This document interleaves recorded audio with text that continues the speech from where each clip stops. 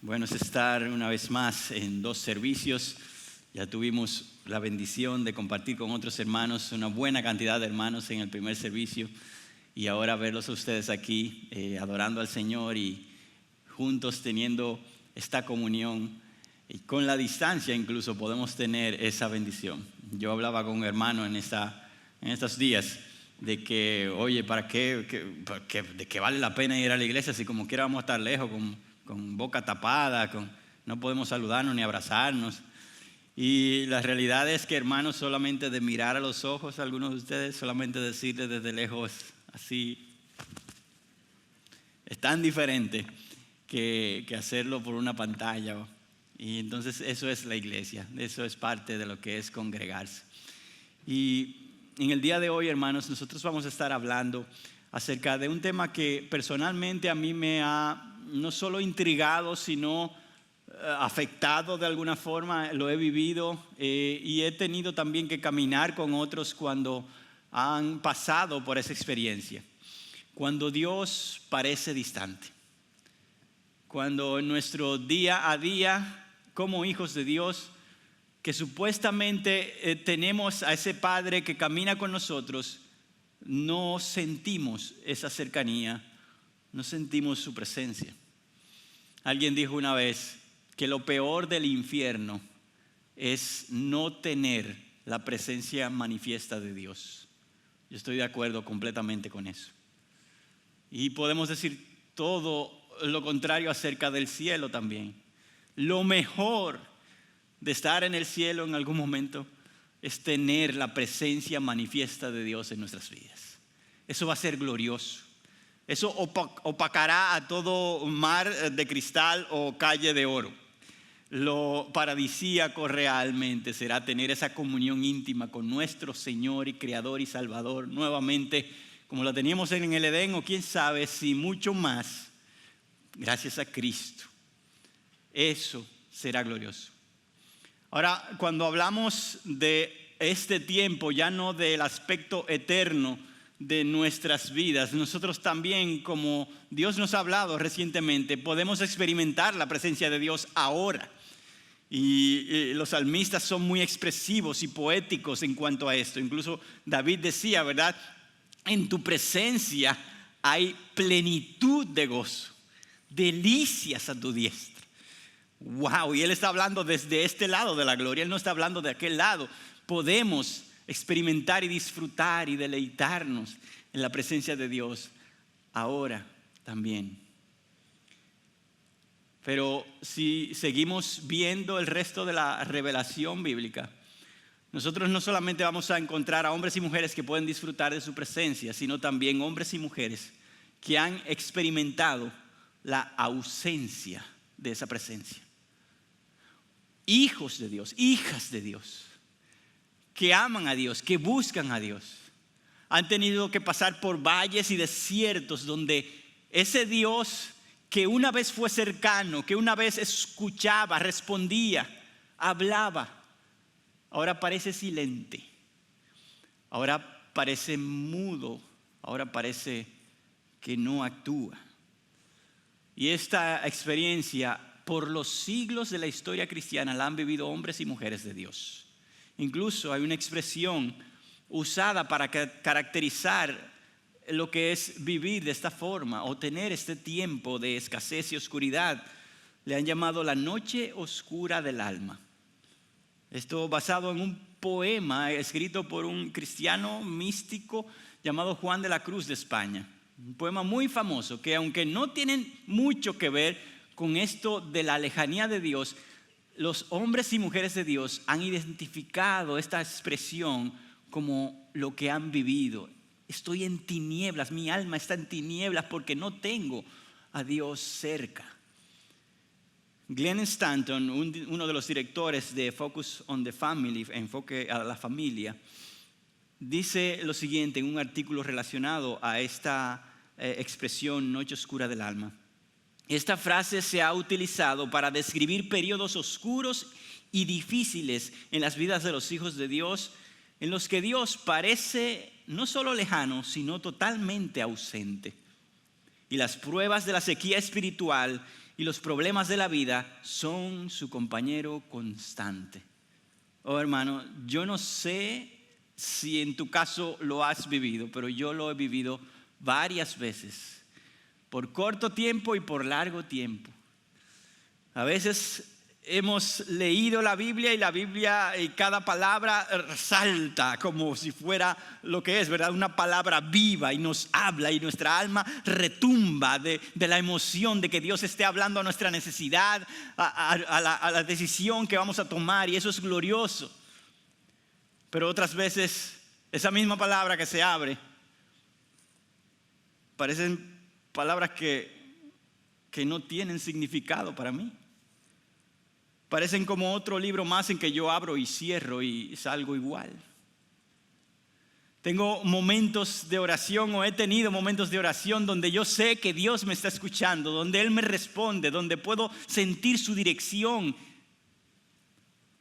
Pero en otros momentos esas oraciones parecieran como que rebotaran de las paredes y fueran a ningún lado, porque Dios está en silencio y no siento completamente nada. ¿Dónde está Dios? Se pregunta uno. ¿Dónde estás? ¿Qué estás haciendo? ¿Qué está pasando? De alguna forma todos estaremos en una condición como esta. Y la pregunta para el día de hoy es: ¿qué puede hacer un hijo o una hija de Dios cuando Dios parece distante? Vamos a ver eso en el Salmo 13 en esta mañana, esta tarde ya, y vamos a leerlo del 1 al 6, que son los versículos que tiene este salmo. Salmo 13 dice así: ¿hasta cuándo, oh Señor, me olvidarás para siempre? ¿Hasta cuándo esconderás de mí tu rostro? ¿Hasta cuándo he de tomar consejo en mi alma, teniendo pesar en mi corazón todo el día? ¿Hasta cuándo mi enemigo se enaltecerá sobre mí? Considera y respóndeme, oh Señor Dios mío, ilumina mis ojos, no sea que duerma el sueño de la muerte. No sea que mi enemigo diga: lo he vencido, y mis adversarios se regocijen cuando yo sea sacudido. Mas yo en tu misericordia he confiado. Mi corazón se regocijará en tu salvación. Cantaré al Señor porque me ha colmado de bienes. Glorioso salmo. Y escrito por un hombre que conocía la aflicción, que conocía la persecución, que conocía el dolor, que es David, ¿verdad? Los estudiosos no se ponen de acuerdo, aunque sí la mayoría se inclina, porque este salmo fue escrito en relación a su momento donde él huía de Saúl como rey, quien lo perseguía para matarle. Era un momento difícil, ya que Saúl no solamente tenía el poder de ser rey, movilizaba todo un ejército y podía dar órdenes en diferentes ciudades para encontrar a David. David, cansado de esta persecución, angustiado de lo que implicaba toda esa experiencia de estar escondido, escribe un salmo como este de lamento a Dios, expresándole lo que está en su corazón.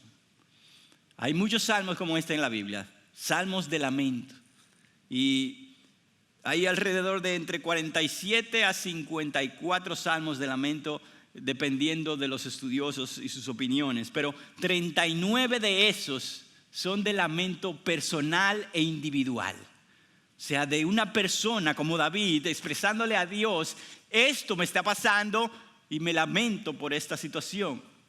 El resto de los salmos son lamentos de la comunidad, del pueblo de Dios, puede ser hasta de la nación, pero también de la congregación que adoraba.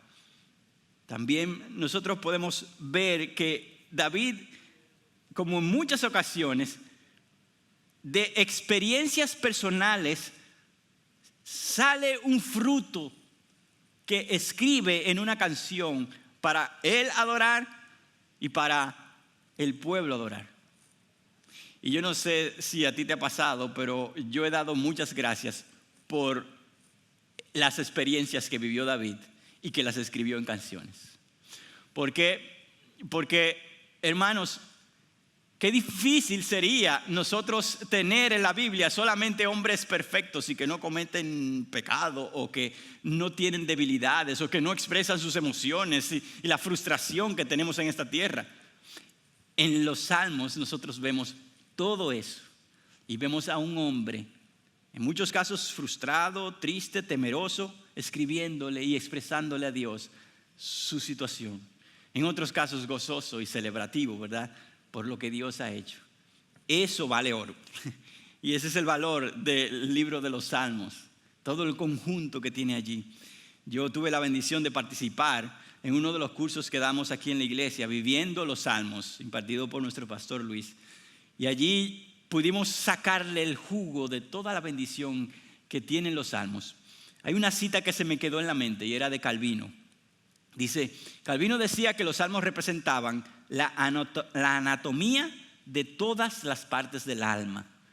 Sigue diciendo, no hay emoción del alma que uno esté consciente de ella que no esté representada en los Salmos como si fuera un espejo. Toda emoción está representada allí de alguna forma y él le llamaba, ¿verdad?, esa anatomía del alma, los elementos que componen el alma, las emociones, sentimientos, pensares. Allí encontramos dudas, temores, sufrimiento, vergüenza, esperanza, consuelo, gratitud y demás. Esto es maravilloso. Yo voy a usar unas dos citas que el pastor Luis presentó en ese momento. Una dice lo siguiente: y algo maravilloso que los salmos o de los salmos es que no son solamente la palabra de Dios para nosotros. Eso son revelados, ¿verdad? Son canónicos, son palabras de Dios para nosotros, sino que también son las palabras que Él nos ha dejado a nosotros para que le hablemos a Él. O sea, que nosotros recibimos de los salmos, pero también son herramientas y formas, canales para nosotros poder decirle a Dios cómo nos sentimos y cómo estamos en esta vida. También el pastor Luis decía, en ellos, en los salmos, podemos encontrar una guía para nosotros poder canalizar ante Dios todos nuestros sentimientos y emociones en todas las circunstancias de nuestra vida. Y este salmo es un ejemplo de esto. Está dividido en tres partes y de dos versos cada una. Los primeros dos versos habla del lamento de David. ¿Por qué se lamenta? Los versos 3 y 4 de la petición que él hace debido a ese lamento.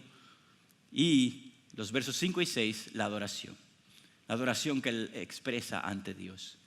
Y así mismo vamos a dividir nuestro mensaje de hoy. Y comenzaremos con el lamento. Leemos nuevamente los versos 1 y 2. ¿Hasta cuándo, oh Señor, me olvidarás para siempre? ¿Hasta cuándo esconderás de mí tu rostro? ¿Hasta cuándo he de tomar consejo en mi alma, teniendo pesar en mi corazón todo el día? ¿Hasta cuándo mi enemigo se enaltecerá sobre mí? Oye, hermano, 4 veces, ¿hasta cuándo? Definitivamente este hombre está desesperado, ¿verdad? Ha pasado mucho tiempo en su espera y él dice, ya está bueno, ¿hasta cuándo es esto? Yo no soporto más. Hay un grito aquí donde se expresa una angustia mayor, una aflicción, un clamor sobrio de necesidad de liberación ya.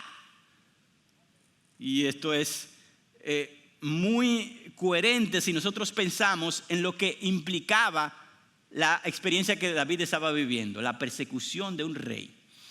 Ahora, yo quise detenerme un poco a revisar todo lo que conllevó esa persecución. Porque a veces nosotros la mencionamos y nosotros podemos decir, bueno, sí, él fue perseguido y pasó muchas cosas y tiene que expresarse de esa forma, pero no entendemos la profundidad de todo lo que pasó y eso me pasaba a mí y por eso me detuve un poco. Vamos a tener como una cápsula ahora de lo que implicó la persecución de Saúl a David. Voy a comenzar con David. David, un jovencito, pastor de ovejas, que cantaba a Dios allí en el campo. De repente lo llama a su papá y le dicen, te buscamos. Y hay un profeta entonces que le unge y le va a decir, vas a ser el rey. Yo no me imagino cómo se puso David, pero yo estaba aquí con la oveja y que yo voy a ser rey. ¿Qué es esto? Bueno, su historia continúa y al parecer Dios va confirmando, sí, tú vas a ser rey. Se encuentra con un gigante donde el pueblo nadie quiere pelear con él. Él pelea y vence. De ahí en adelante David sube la escalera de fama. El pueblo le aplaude. El mismo rey Saúl lo recibe y le da posiciones. Él ahora es parte de su ejército y comanda parte de su ejército y va a batallas en el nombre de Saúl y sale victorioso. Y no solo eso, sino que entra al palacio y puede estar en cercanía con el rey, tocando su arpa para calmar las emociones del rey. Este pastorcito en un campo, allá con ovejas todo sucias, ahora está en el palacio, nada más y nada menos, cerca del rey, contándole. Y este rey, además de darle todos esos privilegios y posiciones, le ofrece a su propia hija para que él sea yerno ahora del rey. David, si tú le hubieras preguntado, David, ¿se está cumpliendo la profecía que te dijeron? Él te hubiera dicho, loco. Claro que sí, man. Tú no te imaginas. Pero algo ocurrió. Y es que este rey ve la fama de este jovencito, ve las victorias, ve los aplausos, ve que la gente aplaude más, alaba más las obras de David que las obras de él, y comienza a tener celos, comienza a tener envidia, comienza a tener odio para con este joven. Y llega al punto, ¿verdad?, de que mientras David estaba ahí tocando, él en 3 ocasiones arroja lanzas para asesinarlo.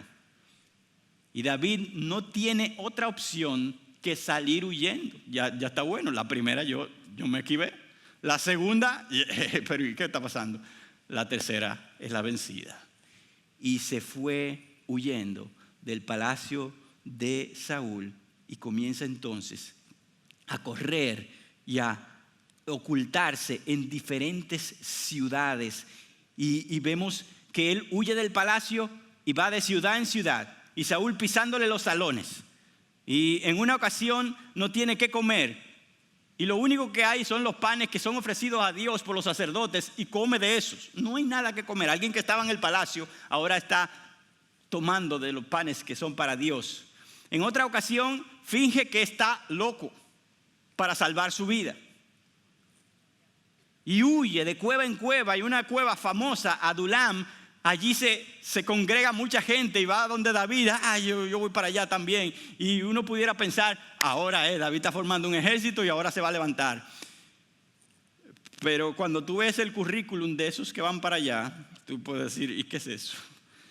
1 Samuel 22:2 dice, todo el que estaba en apuros, todo el que estaba endeudado y todo el que estaba descontento se unió a él y él vino a ser el jefe sobre ellos. Buena posición, ¿no? De la promesa de que tú vas a ser el rey, ahora tú eres el jefe de estos hombres con muchas heridas, endeudados, descontentos. Y David huye entonces y huye y huye. Y uno pudiera decir, bueno, ya estoy entendiendo, Joel. David estuvo huyendo y pasando todo eso y eso fue fuerte. Me imagino que esas semanas que tuvo así, semanas. No, está bien, pues esos 2 o 3 meses que tuvo David, meses. Ok, bueno, ese año, 2 años, esos fueron fuertes. 2 años. El cálculo es de 8 a 9 años, huyendo, escondiéndose, sin comer, peleando. Y tú puedes ahora tener como un sentido de la expresión, ¿hasta cuándo? O sea, las cosas, los años pasan, las cosas no cambian y pasa el tiempo y pasa el tiempo. ¿Y hasta cuándo es, Señor? ¿En qué momento es que esto ya dice, hasta ahí es? David no tenía una fecha a la vista. Al revés, él podía pensar que esto era para siempre, como es el caso en el verso 1. Ahora, antes de entrar a esas razones por las cuales él se lamenta en estos 2 primeros versos, yo quiero preguntarte si tú has estado allí. Si tú has estado en situaciones donde tú sientes que Dios no está haciendo nada, no está respondiendo, no se siente, y no solamente por un día, sino por un tiempo extendido en tu vida, que tú puedes decir, ven acá, ¿y dónde está el Dios que yo conocía? Ven acá, ¿dónde está ese Dios que me habló, que me llamó, que era evidente, que me transformó, que ahora no hay nada? Y pasa el tiempo y nada. Yo no sé si tú has estado allí, pero yo he estado allí muchas veces. Y David hace la pregunta ¿hasta cuándo? Para expresar su lamento. Pero si tú revisas los demás salmos de lamento y otros más, la pregunta no solamente es ¿hasta cuándo?, sino la más famosa cuando estamos confundidos, y es ¿por qué? Varios salmos, y no lo voy a leer todos, solo algunos, dice: ¿por qué, oh Señor, te mantienes alejado y te escondes en tiempos de tribulación? Esto lo dice el salmista. O sea, Señor, ahora está la tribulación y ahora tú estás alejado y te escondes. Salmo 22, ¿por qué estás tan lejos de mi salvación y las palabras de mi clamor? ¿Por qué? Salmo 42, ¿por qué me has olvidado? ¿Por qué ando sombrío por la opresión del enemigo? Y siguen los porqués y los porqués. Incluso hay uno que dice a Dios: despierta. ¿Por qué duermes, Señor? Salmo 44, levántate, no nos rechaces para siempre. Wow. La verdad es que la primera impresión cuando uno lee salmos de este tipo es: vean acá, este hombre no está siendo como irreverente delante de Dios. Y este hombre como que no le está faltando al respeto a Dios. ¿Y quién eres tú para decirle a Dios por qué? ¿Quién eres tú para decirle a Dios hasta cuándo? Pero cuando nosotros vemos todo el registro bíblico, y de verdad, por lo menos yo, si usted encuentra alguno, me lo dice al final, no encontramos en ningún momento que Dios reprenda, rechace, le eche para atrás a un hombre o una mujer que vaya donde él a expresar su lamento. Dios está abierto a recibirlo y es paciente. Increíble, Dios pudiendo decir: mira, muchacho, cállate y vete para allá. Pero Dios escucha y Dios muestra compasión y entendimiento ante aquellos que con sinceridad le dicen: Señor, ¿por qué? ¿Por qué? ¿Hasta cuándo? ¿Dónde estás? Y eso vale oro para mí en la palabra de Dios y para muchos de nosotros. El Dios santo, santo, santo, digno de temer, el que es fuego consumidor, ahora vienen esos hijos de Él a reclamarle y Él es paciente. Y Él escucha. Y Él entiende. Yo quiero hacer una nota aclaratoria porque Dios nos habló de una forma muy especial el domingo pasado acerca de mostrar un corazón agradecido, ¿verdad? De que debemos bendecir a Dios por todas sus bondades y sus beneficios. Y aquí ahora estamos hablando de hombres que están quejándose delante de Dios. Entonces, me callo él. O somos agradecidos o podemos presentar nuestra queja. La realidad es que ambas son correctas. Dios no espera un corazón agradecido que, como decimos nosotros los dominicanos, sea un allantoso. O sea, si tú estás mal, hermano, si tú te sientes mal, si no entiendes algo, ¿cómo vas a ir a donde Dios sin decirle: Señor, yo estoy mal y me siento débil? Y entonces presentar tu situación, tu caso delante de Él con sinceridad y honestidad. Pero no quedarte en el lamento, ni en la queja, ni en el reclamo, sino que este salmo va en ascendencia hasta llegar a la adoración y la gratitud que Dios espera de nosotros. Así que allí se confluyen, ¿verdad? Se unen estas dos verdades: ser agradecido y también ser sincero y honesto delante de Dios cuando estoy mal. John Bloom, cofundador y miembro de la junta directiva de Desiring God, de donde es el pastor John Piper, donde él sirve, escribió un artículo titulado Dios quiere que nos quejemos ante Él. Él escribe en el artículo lo siguiente: que los salmos de lamento son tesoros para los santos. Ellos le ponen voz inspirada a nuestras almas en tribulación. Estos salmos nos modelan cómo expresar nuestro reclamo ante Dios de una forma que le dé honor. Y ellos mismos son expresiones del cuidado y la compasión de Dios por nosotros, porque en ellos vemos que no estamos tan solos como nos sentimos y que Dios sí comprende. ¡Qué bendición, hermanos! Yo no sé si tú has tenido deseo de desahogarte delante de Dios. Muchos, ¿verdad? Podemos tener amigos y hermanos que le podemos decir: mira, brother, estoy cansado. Estoy harto con la jota dominicana. Ya está bueno. La pregunta es, ¿pudiéramos hacerlo delante de Dios? Sí, dándole honor, con respeto, pero siendo transparentes, como David lo es. Él, Dios, es el lugar más seguro donde tú puedes presentar tu queja. Él no tiene un departamento de quejas como muchas de las compañías dominicanas, ¿verdad? Donde ahí está el peor empleado de la compañía, masticando un chicle y con una cara de no te me acerques. No, Dios no tiene un mostrador así ni un empleado así. Dios se tiene a Él mismo con su corazón abierto en espera de sus hijos atribulados que vengan a Él. Ven a Él, es el llamado de un salmo como este. Ven ante tu Dios cuando te encuentres de esta forma. 4 razones de su lamento. La primera, Dios aparentemente olvidó a David. Está alejado, se siente distante y olvidó la situación de David. David necesitaba ayuda, la ayuda no llegaba. La conclusión es, Dios se olvidó. Y es que cuando vemos esta frase, ¿hasta cuándo, verdad? ¿Hasta cuándo me olvidarás para siempre? Vemos un tiempo y aquí la espera está incluida. Y nosotros siempre como seres humanos tenemos problemas con la espera.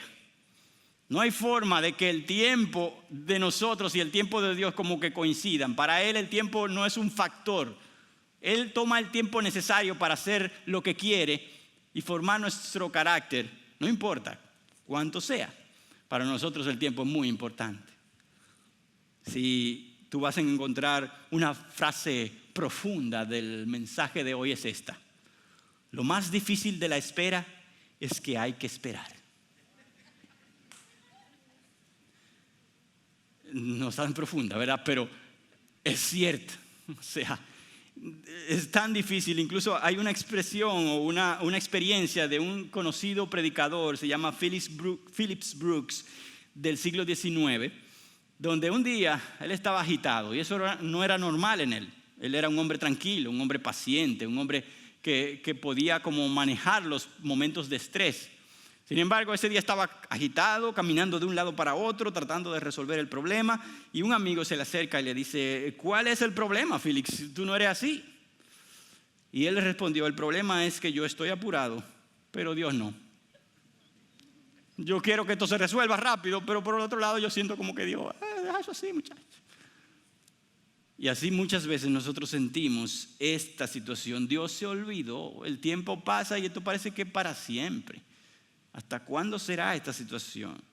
Y muchos de nosotros podemos relacionarnos con esta situación. El tiempo pasando, nada ocurre, Dios está distante, Dios parece haber olvidado. La siguiente reclamación o lamento es que Dios ha escondido su rostro. ¿Hasta cuándo esconderás de mí tu rostro? Esta es una expresión muy, muy usada en toda la Biblia, sobre todo en el Antiguo Testamento. Y nosotros podemos ver que se refiere a la desaprobación de Dios. Dios se esconde, ¿verdad? Esto es un libro poético y eso es una expresión ilustrativa, figurada, de cómo Dios esconde el rostro para no ver la situación y la desaprueba. Cuando Él muestra su rechazo a dar una solución a un asunto es cuando Él esconde su rostro.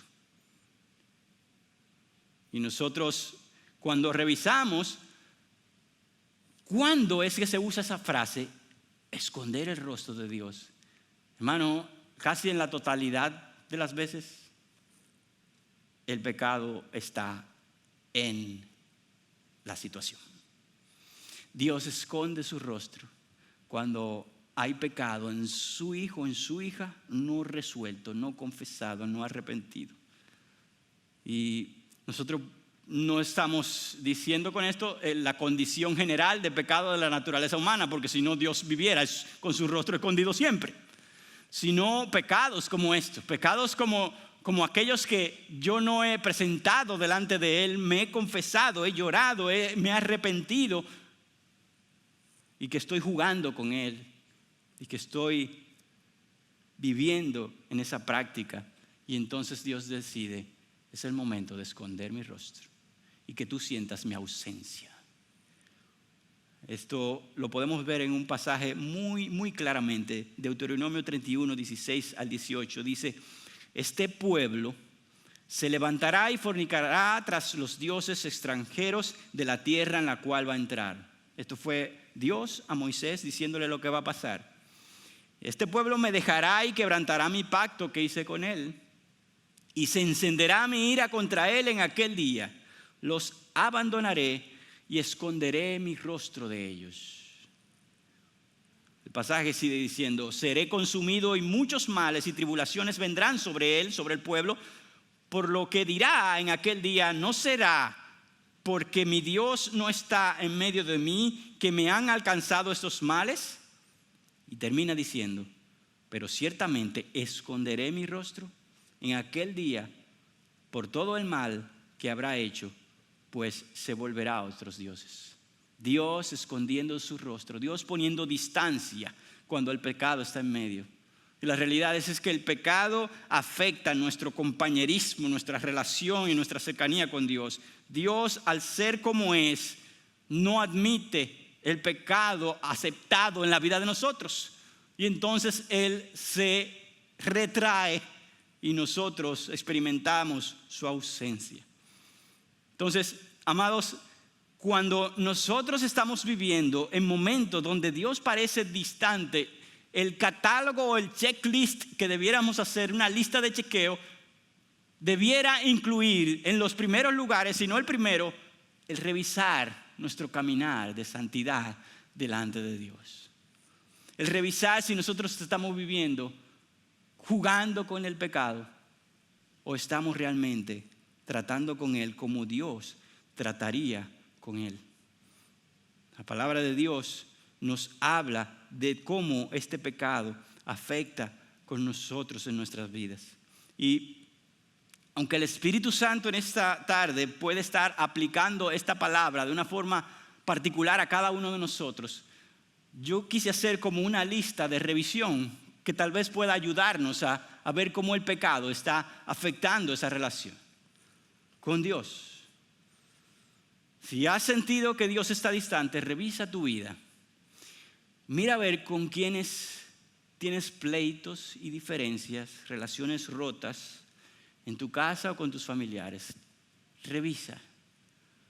¿Y cuál es tu posición ante eso? No, que resuelvan ellos, pero yo me quedo aquí. Dios se aparta. ¿Tienes ese tipo de problemas con hermanos tal vez de la misma iglesia? Cristianos en medio nuestro, donde de ahora en adelante no te voy a hablar y ya se acabó esto. Pero venimos a adorar a Dios en el mismo templo. Y creemos que podemos sentir a Dios cerca. Problemas con los líderes, con los pastores. Y es verdad que fallamos muchas veces, pero ¿será que Dios quiere eso? Que sí, hay problema con eso, yo no lo soporto, pero vamos a adorar y cantar juntos y a servir. ¿Será eso coherente con lo que el Hijo de Dios nos muestra? Y sentimos a Dios distante y nos preguntamos, ¿por qué? Revisa tu orgullo, revisa la ingratitud que hablamos la semana pasada, revisa la amargura, los celos, arrepiéntete. Cuando hay avaricia, chismes. Hermanos, si eso está en medio nuestro, ¿cómo pensamos que vamos a sentir la llenura de Dios y del poder de Dios y manifestando cuando tenemos recelo con otros. Eso no encaja en el diagrama de Dios. Detecta todo eso y dile: basta ya, yo quiero agradar a mi Dios y yo quiero vivir cerca de Él. Levántate con seriedad y di como los salmistas, ¿verdad? Sobre todo David: ríndete a Dios y reconoce que el problema es con Dios primero. Como David decía, es contra ti solo he pecado y he hecho lo malo delante de tus ojos. Eso elimina muchas variables cuando tú reconoces que es contra Dios. Y ahí tú entonces tratas de arreglar toda situación porque no quieres problemas con Él. La siguiente razón es el pesar emocional de su situación, que su situación le trae. O sea, David se lamenta porque Dios se ha olvidado, porque Dios ha escondido su rostro, y ahora este pesar emocional de esta situación. Y lo vemos, ¿verdad? Allí también. ¿Hasta cuándo he de tomar consejo en mi alma, teniendo pesar en mi corazón todo el día? Aquí hay una expresión muy especial y es tomar consejo en mi alma. La explicación allí es como si tu alma estuviera teniendo conversaciones dentro de sí. Como si tu alma se aconsejara: mira, la situación es esta, vamos a hacer esto para solucionarla. Pasa el día, no se solucionó. Bueno, la idea nueva es esta, vamos a ver si por este lado lo hacemos. No, tampoco. Y estás dentro de ti, ¿verdad? Aconsejándote internamente, pero nada tiene solución. Y entonces David termina diciendo allí: teniendo pesar en mi corazón todo el día. Claro, esa lucha interna te lleva a un pesar que no tiene fin. Martín Lutero, hablando de este pasaje, lo describe de esta forma muy gráfica. Dice: su corazón, el corazón de este hombre descrito allí, es un mar embravecido en el que se mueven toda clase de consejos hacia arriba y hacia abajo. Trata de todas las maneras de encontrar un agujero a través del cual pueda escapar. Piensa en varios planes y todavía no sabe qué hacer. Tan pronto como el rostro de Dios se aparta de nosotros, sigue ahora la consternación, la distracción, la oscuridad en el entendimiento y la incertidumbre de consejo. De modo que andamos a tientas, por así decirlo, a medianoche y buscamos en todas partes cómo escapar. Termina la cita. Así era la condición de este hombre. ¿Hasta cuándo, Dios, yo voy a estar con este afán, este dolor y pesar en mi corazón? La última razón es por la reacción de sus enemigos. ¿Hasta cuándo mi enemigo se enaltecerá sobre mí? Y Saúl en muchas ocasiones estuvo a punto de matar a David. En una ocasión dice la palabra de Dios que en una montaña David estaba de un lado y Saúl estaba del otro. David huyendo y Saúl a punto de atraparlo. Y Dios interviene para salvarlo. Pero David decía: ¿hasta cuándo, Señor? Él se va a enaltecer de mí. Incluso en el verso 4 los enemigos se pueden hasta regocijar. Y uno puede decir, ¿verdad? Saúl y su ejército están persiguiéndome por una razón injusta. Yo vengo ante ti, Dios, que eres justo, dueño de la justicia verdadera. Aplícala. Si ellos me atrapan, esa justicia tuya no se verá enaltecida, sino su injusticia. Entonces, Dios, haz algo. Bueno, terminando estos dos versos y el lamento, yo puedo como tener un sabor de este hombre así lamentándose, pero algo positivo es que su lamento tiene que ver con que él no siente a Dios. ¿Por qué es positivo? Porque él está inconforme cuando Dios está lejos.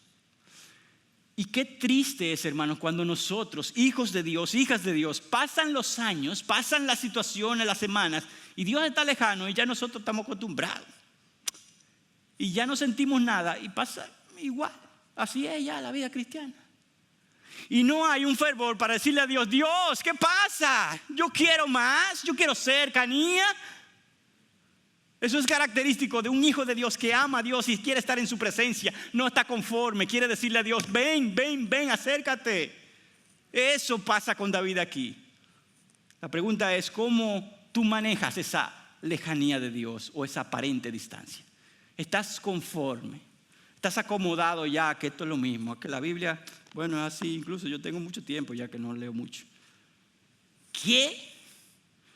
Cuando conoces a este Dios y todo lo que Él es y bendice y satisface, tú no puedes estar tranquilo.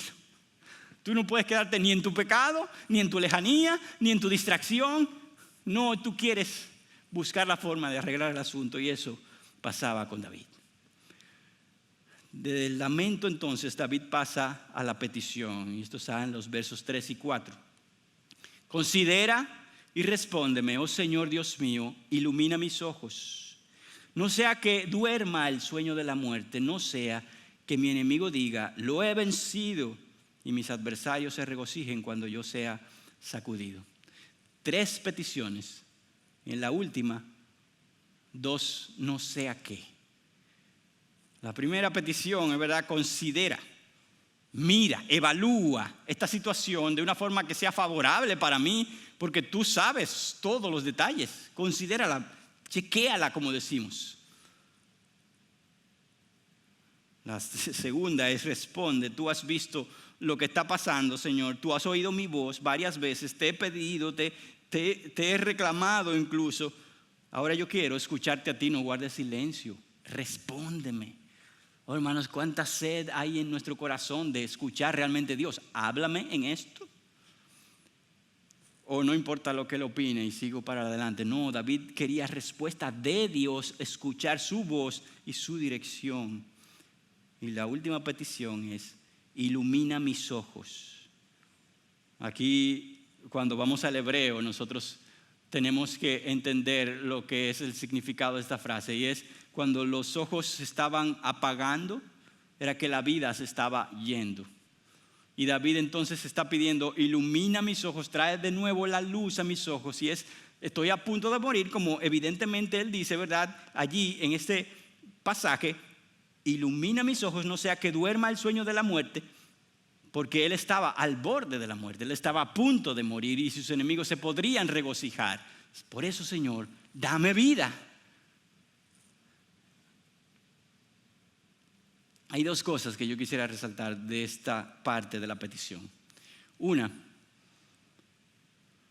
no sé si has pasado por esto, pero Dios está distante, Dios no se siente. Y muchos de nosotros los cristianos, que queremos un carácter más como el de Dios, en lugar de hacer lo que hace David, dejamos de pedir y orar y nos volcamos al mundo. Dios no me habla, Dios mira la situación en mi casa, Dios no la resuelve, la situación en el mundo, mira mi corazón, mi pecado y todo esto. Dios, bye bye.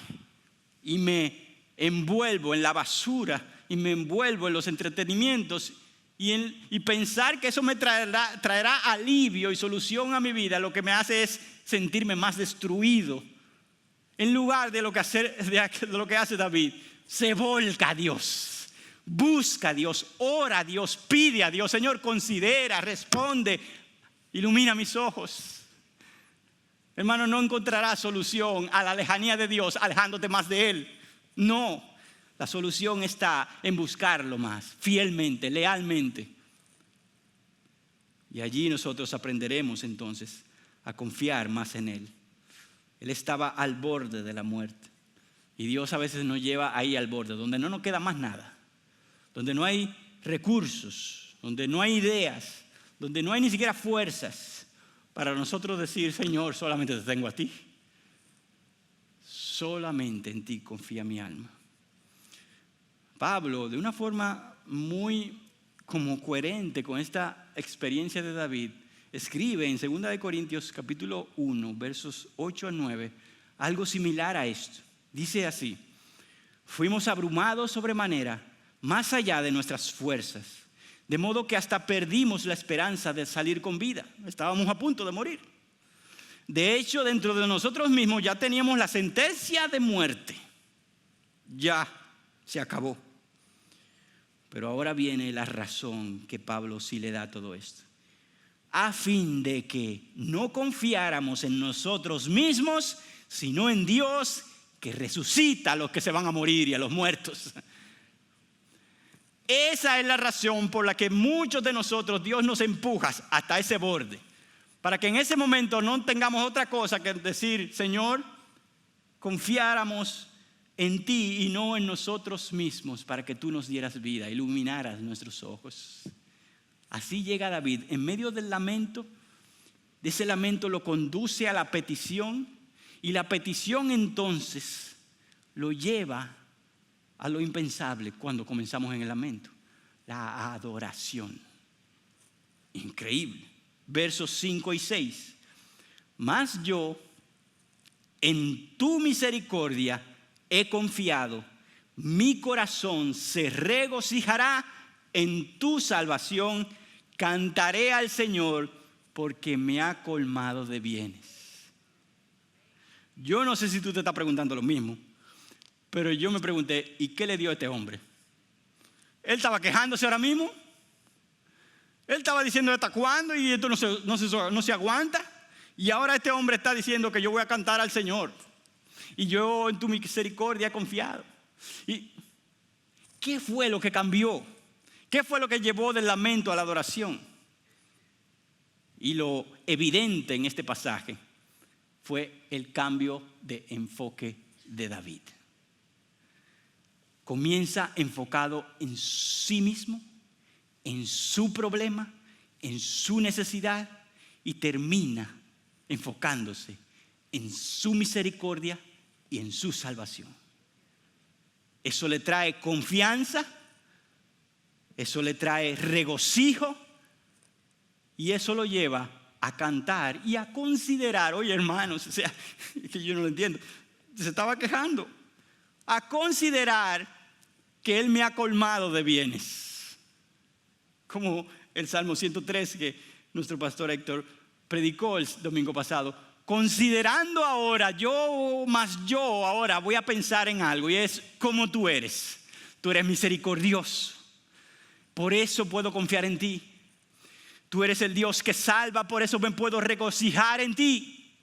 Yo canto al Señor porque cuando yo hago memoria, tú me has colmado de bienes. Puede venir un ejército, matarme y todo eso, pero yo no me puedo quedar allí sin reconocer que tú has sido bueno en toda situación. Y por eso te canto, y por eso te adoro, y por eso te alabo. No importa que no te sienta a veces. Wow, hermanos. Ese es el cambio de enfoque que nosotros a veces necesitamos. Salirnos de nosotros y meternos en Dios. Meternos en lo que Él es, en su naturaleza, sus atributos, lo que mencionaba el pastor en el video, ¿verdad? El conocimiento de Dios, estudiarlo, conocerlo, que nos lleva entonces a adorarlo.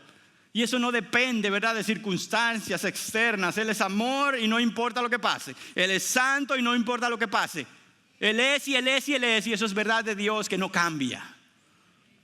Entonces, nuestra esperanza, nuestra adoración no cambia si es de esa forma. Oye, hermano, cuando tú te sales del lamento,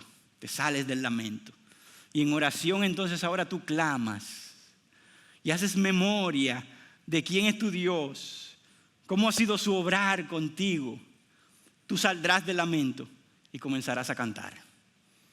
Esa es la promesa de ese salmo. No es un salmo enfocado en sentimientos, no es un salmo enfocado en emociones. Quédate allí porque si no sientes nada ahí te quedas. No, comienzan las emociones y qué bueno porque podemos expresarla ante Dios. Pero de allí camino con Dios, le busco, me acerco y termino entonces en la adoración que Él merece. Ya sales de tus limitaciones y tu tanque vacío y todo eso. Y ahora te enfocas en su gran poder y en lo que Él ha hecho antes, confías ahora que lo hará otra vez. Oh, hermanos, cuántas veces Dios nos ha sacado de esa forma, de centrarnos en todo lo que nos falta para enfocarnos en todo lo que ya Él ha hecho, como Dios nos ha hablado. Elige, hermanos, interpretar tus circunstancias a través del amor de Dios y no a la inversa. Elige interpretar tus circunstancias a través del amor de Dios y no interpretar el amor de Dios a través de tus circunstancias. Dios es, y eso define cómo maneja sus circunstancias. Ahora, si no le conoces, si no has entrado en el mar de su revelación para salir empapado de su verdad, entonces te quedarás en el lamento y pedirás enfocado en ti y no enfocado en lo que Él es. Terminamos diciendo algunas cosas de recordatorio. Si sientes que Él está ausente, recuerda que hay algo que no cambia y es su palabra, porque Él tampoco cambia. Fundaméntate en ella. Si te fundamentas en lo que sientes, te hundirás. Pero si basas tu fe y tu obediencia en la palabra inmutable de Dios, te sostendrás. Él es fiel, como dice ella, y siempre lo será. No depende del tiempo que estás pasando, no depende de la situación que no cambia, Él permanece fiel. Sus promesas siguen en pie. Tu labor es, sigue buscándolo. Tu labor es, sí, laméntate ante Él. Pero no te quedes ahí, no te quedas ahí y no salgas a buscar a otra fuente. No, póstrate y búscale con afán, como dice el Salmo 63. Espera en Él, búscale y sigue esperando. Hay un hombre que supo esto de una forma muy fuerte y fue Job. Pero él llegó a conocer algo tan grande de Dios que pudo llegar a decir lo siguiente, hermanos, y esto es algo profundo. Aunque Él me mate, en Él esperaré. ¡Wow! Aunque Dios decida que hasta ahí llegan mis días y se acabó mi fuerza y yo terminé así, yo no me voy para otro lado, yo me quedaré allí esperando en Él hasta el último segundo de mi vida. Eso decía Job. No vayas a otro lado. Y por último, hermanos, nosotros hemos visto que esta experiencia de un Dios distante no es algo único de nosotros en este tiempo, ni tuyo ni mío. Esto tiene hombres como David y hombres a través de toda la Biblia y la historia de la iglesia a través de los siglos. Pero el ejemplo más importante es tu Salvador y el mío. ¿Recuerdas el grito de la cruz? ¿Lo recuerdas? Dios mío, ¿por qué me has abandonado, desamparado? Él lo vivió primero que tú.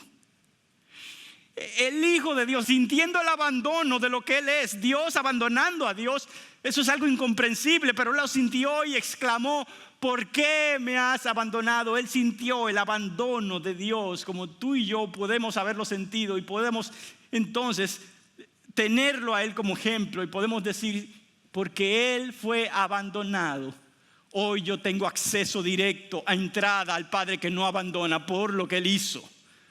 Él fue abandonado para que yo no fuera abandonado. Él fue rechazado para que yo nunca fuera rechazado. Él abrió una puerta para yo poder entrar con confianza al trono de la gracia, para que yo tenga entonces oportuno socorro. Mis oraciones sean escuchadas y yo tenga esperanza en Él y solo en Él. Oremos. Señor, nosotros en muchas situaciones no podremos entender por qué tú a veces callas, tú a veces estás distante. Pero a través de tu palabra hemos entendido en esta mañana que a veces hay pecado en nosotros que nos ha alejado de ti. Hay orgullo, hay resentimiento, hay pensamientos que no caracterizan a un hijo de Dios, que me alejan de ti. Yo me pregunto: ¿dónde estás? Señor, ayúdame a arreglar esa situación, a arrepentirme, a confesarlo y a caminar de una forma que ejemplifique a un hijo de Dios, a Jesucristo. Señor, ayúdame. Señor, otras veces yo soy el que me he alejado de ti. Tu palabra dice, acercaos a mí, yo me acercaré a vosotros, pero yo no hago ni siquiera el intento de acercarme. Estoy distraído con mis labores, con mis estudios, con lo que sea. Estoy caminando como un niño en una tienda, soltándose de los brazos o de las manos de su madre o padre, cuando de repente ya no ve a su madre o padre y dice, ¿dónde estás? Pero yo soy el que me he soltado y me he ido. Señor, perdóname. Perdóname cuando mi vida, mi fe, mi caminar contigo se ha basado en experiencias, emociones, sentimientos y no en verdades absolutas e inamovibles que tú has mostrado en tu palabra. Perdóname, Señor, cámbiame. Ayúdame a decir como Job, yo estaré esperando en ti. Señor, tú eres fiel para siempre. Tus promesas no cambian. Y como no cambian, yo me esconderé en ellas. En el nombre de Jesús. Amén. Amén.